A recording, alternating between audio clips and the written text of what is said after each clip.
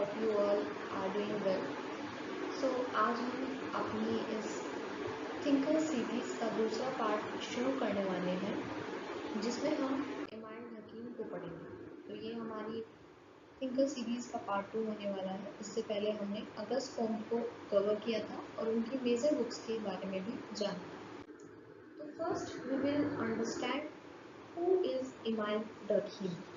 इमाम डर्कीम एक French sociologist थे और इन्हें हम founding father of modern sociology भी बोलते हैं। As you can see it is written here is the founder father of modern sociology. इन्होंने सोशियोलॉजी को एज अ एकेडमिक सब्जेक्ट बनाने में और डिसिप्लिन बनाने में बहुत ज़्यादा हेल्प की थी और बोले तो बहुत ज़्यादा उन्होंने कंट्रीब्यूशन दिया था सोशियोलॉजी को एज अ एकेडमिक डिसिप्लिन बनाने में।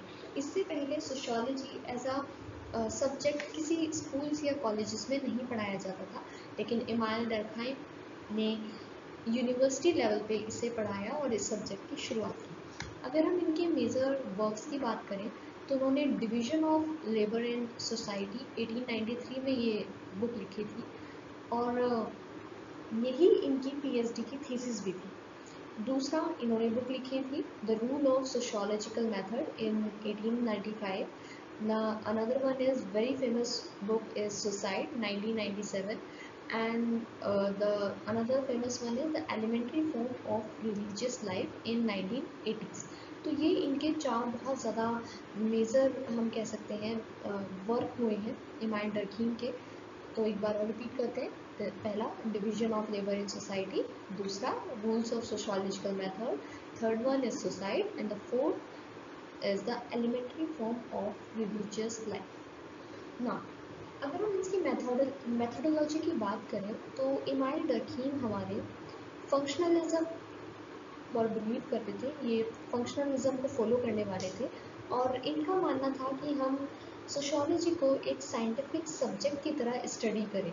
इन्होंने कंपैरेटिव और स्टैटिस्टिकल एनालिसिस दिया था ताकि हम सोसाइटी को और सोशियोलॉजी को एक बेहतर या फिर साइंटिफिक तरीके से पढ़ सकें, क्योंकि सोशियोलॉजी एक ऐसा सब्जेक्ट है जिसे जो ह्यूमन के साथ डील करती है, जो कि अनप्रेडिक्टेबल होता है और ये इमाम डर्कीम को भी पता था। इसी वजह से उन्होंने कंपैरेटिव मेथड जैसा यूज़ करने का सोचा।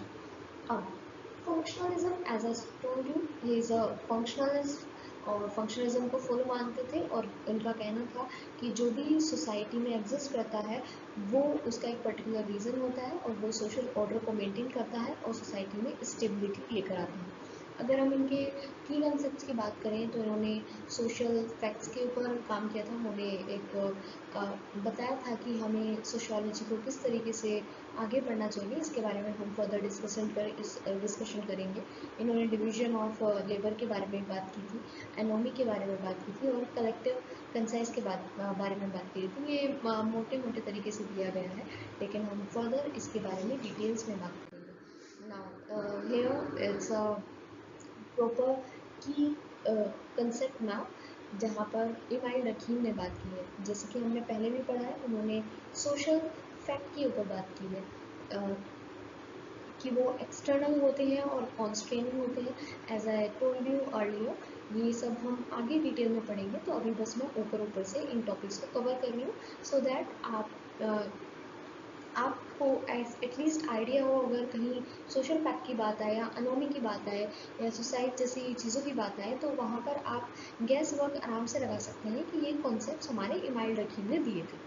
नेक्स्ट इन्होंने अनोमी की बात की थी। अनोमी एक ऐसी सिचुएशन होती है, बिल्कुल नॉर्मलेसनेस, जिसमें जो इंडिविजुअल है वो बिल्कुल फ्री हो जाता है, मतलब उसको लगता है कि कोई नॉर्म्स उसके ऊपर काम नहीं कर रहे हैं और सोशल ऑर्डर जो है वो अच्छे से सोसाइटी में काम नहीं करता है। कलेक्टिव कंसाइंस ये उनका रिलीजन के ऊपर काम था और इसके बारे में भी हम फर्दर डिस्कस करेंगे।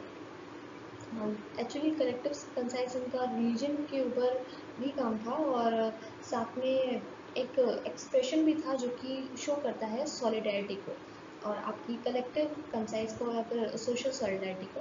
ना सोशल इंटीग्रेशन की बात करते हैं, cohesion and belonging social fact. Then religion पे एज इनका काम है, सोसाइटी पे भी इनका काम है, और डिवीजन लेवल पर भी इनका काम है, जिसमें उन्होंने डिवीजन लेवल को mechanical solidarity and organic solidarity के ऊपर बात की थी। सो ये बहुत ही जिसे कहते हैं फाउंडेशन है इमाइल हकीम के की कॉन्सेप्ट्स की।